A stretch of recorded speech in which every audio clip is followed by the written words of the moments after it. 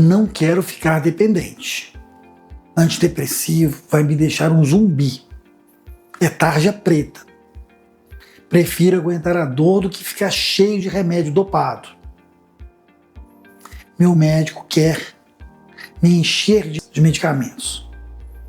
Se você já pensou alguma coisa dessas, não está sozinho, isso é muito comum.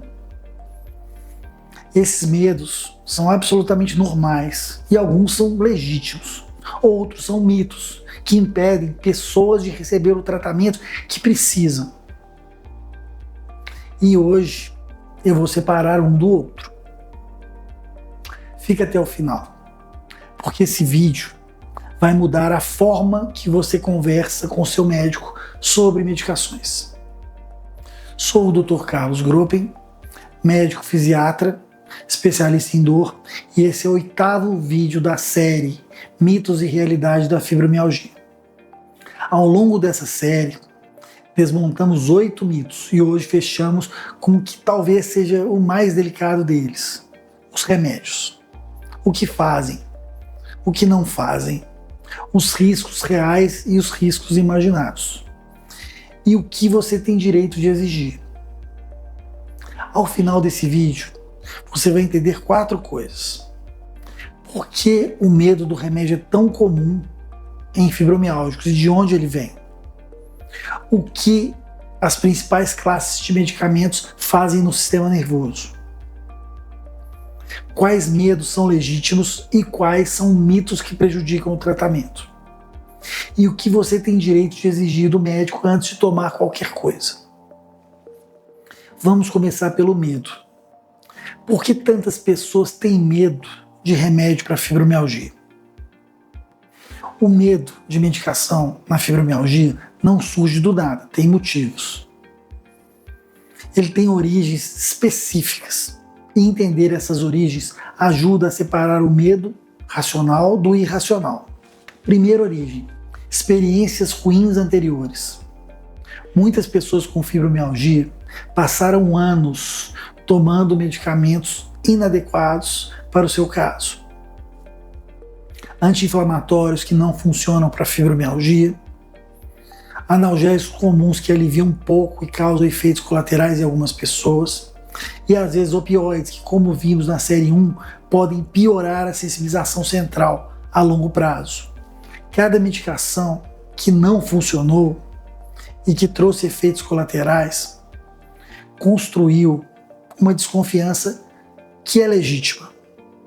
Segunda origem: o estigma do antidepressivo. Vários dos medicamentos usados na fibromialgia pertencem a classes que originalmente foram desenvolvidas para depressão. Quando o médico prescreve um antidepressivo para fibromialgia, muitos pacientes ouvem: confirmado, é psicológico. O médico acha que estou louca ou inventando. Isso é para deprimido, não é para dor. Essa interpretação é compreensível e completamente equivocada. Esses medicamentos atuam em neurotransmissores que regulam tanto o humor quanto a dor. Prescrever um antidepressivo para fibromialgia não é dizer que a dor é imaginária. É usar a ferramenta que age onde o problema está, no sistema nervoso. Terceira origem: informação de má qualidade na internet. Fóruns, grupos de apoio, redes sociais, onde histórias de efeitos colaterais graves circulam amplamente, onde o caso raro vira norma, onde minha amiga tomou e ficou pior, vira e fica em evidência.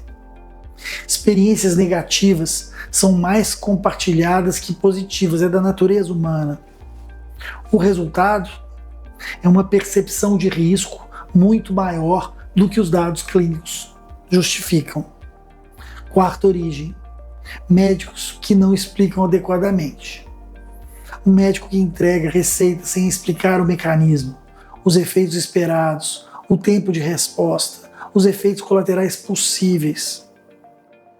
Ele pode estar criando as condições perfeitas para a origem do medo e para o abandono precoce do tratamento. O medo do desconhecido é sempre maior do que o medo do que é compreendido.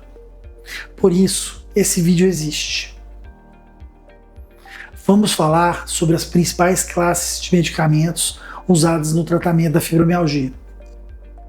Não vou recomendar nenhum medicamento específico. Isso é papel do médico que te conhece.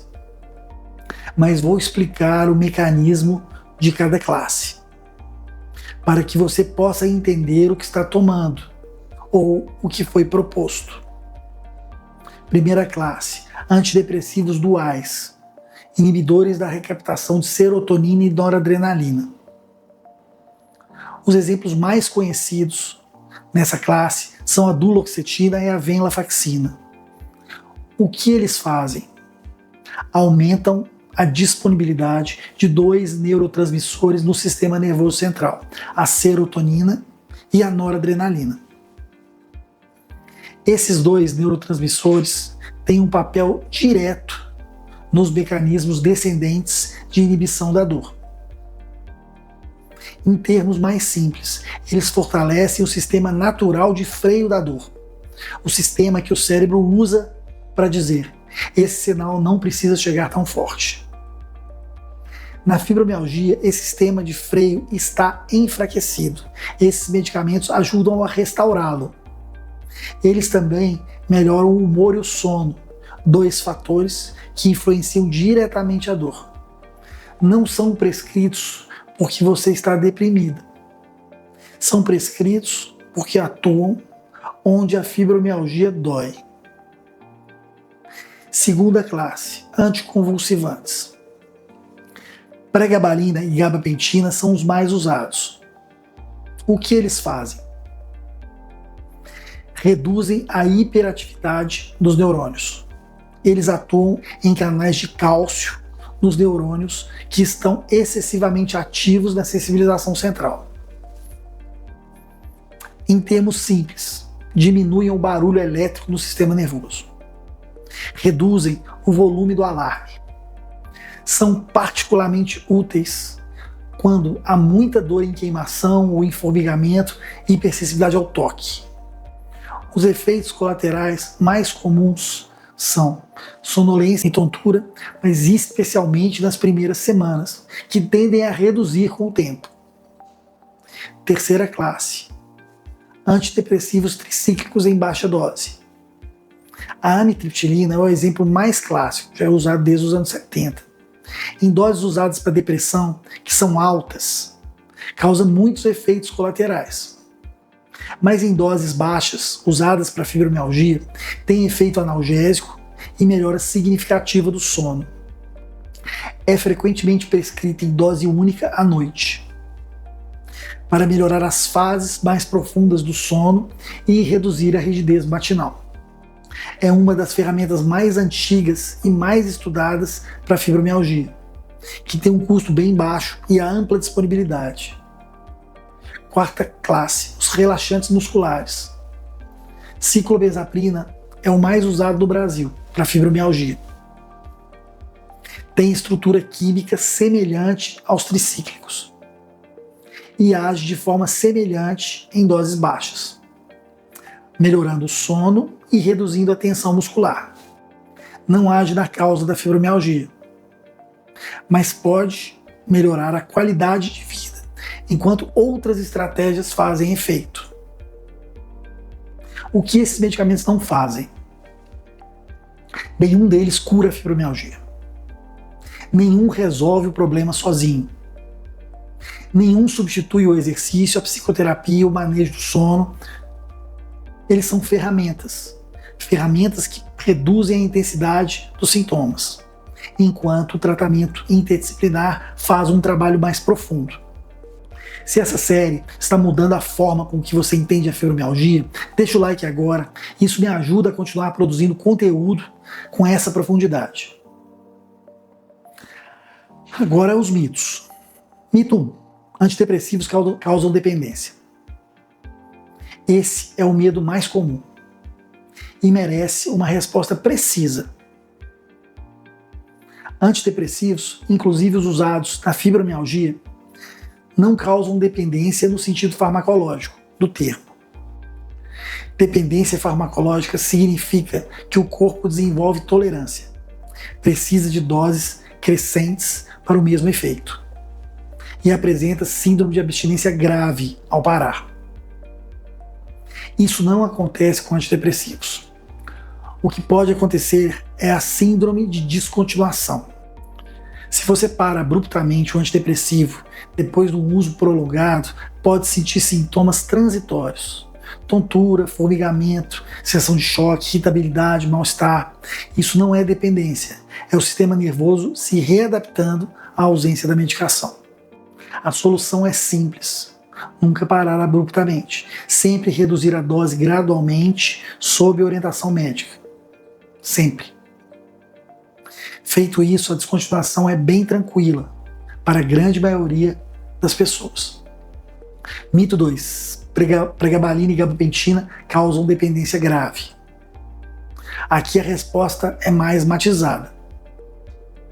Pregabalina e gabapentina têm potencial de uso inadequado, especialmente em pessoas com histórico de abuso de substâncias. Mas na população geral de pacientes com fibromialgia, usadas nas doses terapêuticas indicadas, o risco de dependência é muito baixo.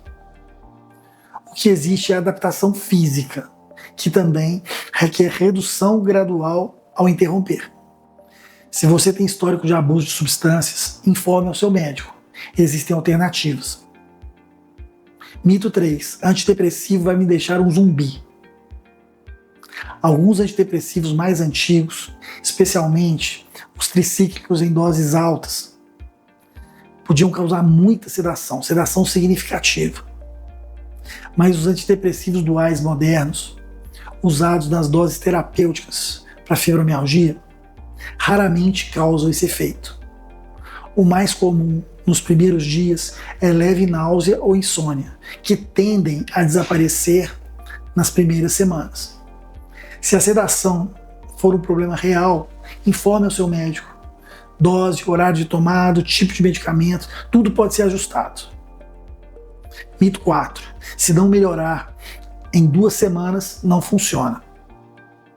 Esse mito leva muita gente a abandonar o tratamento. E é um abandono precoce e às vezes injustificado. Medicações que atuam em neurotransmissores levam tempo. A resposta terapêutica completa pode levar de 4 a 8 semanas. Abandonar antes desse prazo é como plantar uma semente e arrancá-la antes dela germinar. O tempo do medicamento não é o mesmo tempo da impaciência.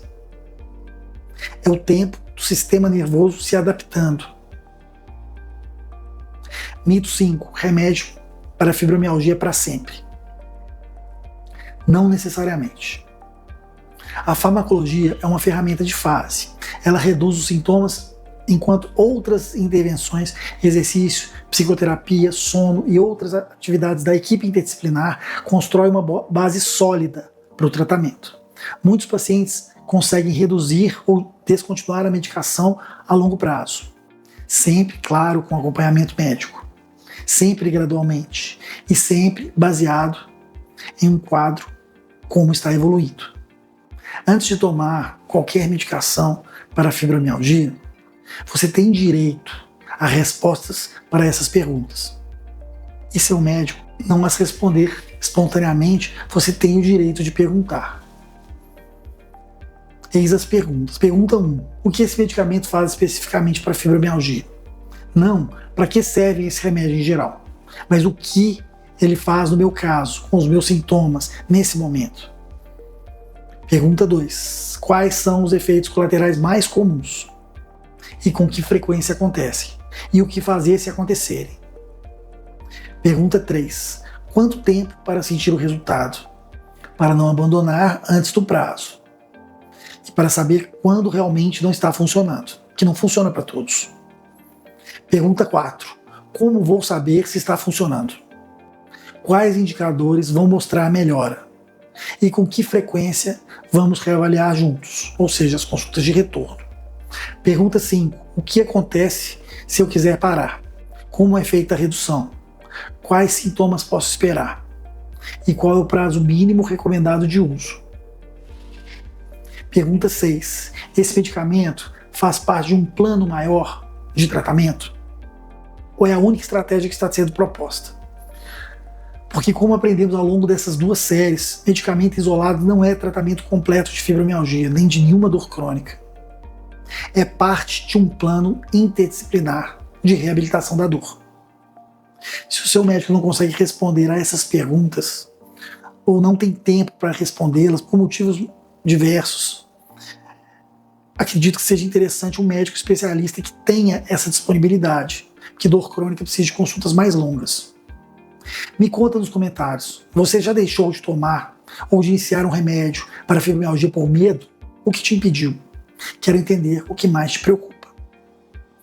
Então, o que aprendemos hoje? Primeiro, o medo de remédio tem origens reais, experiências ruins, estigma do antidepressivo, informação de má qualidade e, às vezes, profissionais de saúde que não explicam adequadamente. Entender a origem do medo é o primeiro passo para avaliá-lo com clareza. Segundo, as principais classes de antidepressivos duais, anticonvulsivantes e tricíclicos em baixa dose. Eles atuam diretamente nos mecanismos de sensibilização central. Não são prescritos porque a dor é imaginária. São prescritos porque agem onde o problema está. Terceiro, antidepressivos não causam dependência farmacológica. A síndrome de descontinuação é gerenciável com redução gradual e apoio médico. Sedação excessiva é rara em doses usadas para fibromialgia. E medicamento que não funcionou em 2 semanas pode ainda não ter tido tempo suficiente para funcionar. Quarto, você tem direito de perguntar e de receber respostas sobre mecanismo, efeitos colaterais, tempo de resposta, critérios de sucesso, descontinuação e um plano terapêutico maior. Informação não é luxo, parte do tratamento e uma das partes mais importantes. Esse foi o 8º vídeo da série 2. Ao longo dessas 2 séries, 16 vídeos no total, construímos juntos algo que muito poucos pacientes têm. Uma compreensão real da fibromialgia, do mecanismo, dos mitos, do tratamento, das armadilhas, das possibilidades e da ciência que sustenta tudo isso. A série 3 começa em breve. Vamos falar sobre o tratamento e manejo com a profundidade que o tema merece. Vamos focar na hipermobilidade e os exercícios, psicoterapia, sono, farmacologia, equipe interdisciplinar, vídeo por vídeo, com o mesmo rigor. Se você chegou até aqui, você não está mais no escuro sobre essa condição. E isso, pode ter certeza, muda tudo. Deixe o seu like se essa série fez diferença para você. Compartilha com alguém que ainda acredita nos mitos que desmontamos aqui. Pode ser um familiar, pode ser um amigo, pode ser um médico. Se inscreve para não perder a série 3. E obrigado por confiar nesse conteúdo. Por trazer essa busca de entendimento até o último vídeo. Te vejo na próxima série. Esse vídeo tem fins exclusivamente educativos e não substitui a avaliação ou tratamento médico individualizado.